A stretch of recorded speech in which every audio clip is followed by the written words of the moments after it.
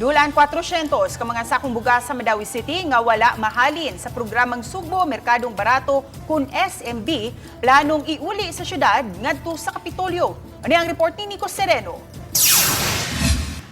Kini ang sinakong bugas humay nga nakatambak ra sa warehouse sa Mandawi City. Kapin sa tuig na nga napondo ang 397 ka mga sakong bugas. Parte kini sa kapin 1,000 ka mga sako nga gi-provide kani adto sa Kapitolyo sa maong LGU. Nga gibaligya sugod di atong Enero 2024 sa tag 20 pesos kada kilo. Apan wala mahalin ang tanan tungod sa palisiya nga ang makapalitra og tag 2 ra sab ka kilo matag semana katong dunay SMB ID.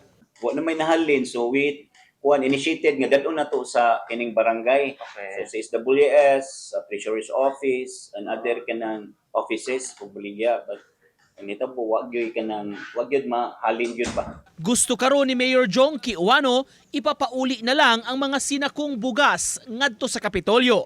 Iuli na to sa province kay basing sa gihatag na feedback ni Michael Pilaggio, isuway gyud kuno sila baligya unya wa man gyud kuno. So hopefully dawaton nagbalik sa province para ma-dispose na to or sila ila na tong ma-dispose ng katong bugas. Una nang gipa-inspect ang maong bugas sa taga City Agriculture o City Health nga wala mo recommend nga ipanghatag o ipakaon sa mga tao. Sa ilang bahin gipasabot sa Kapitolyo, nakabil na sila ngadto sa Mandawi para ni adtong mga bugas. Giklaro nila kasabutan kini sa miaging mga administrasyon sa probinsya ug sa syudad. Okay, ang ni-request manggutaan na is the LGU. So, di ba, the number of listahanan man to ang ibase ato. And then nalang gito siya mechanism of kana how to dispose it, kasi makadawat, kasi hindi makadawat, through the QR and so on and so forth.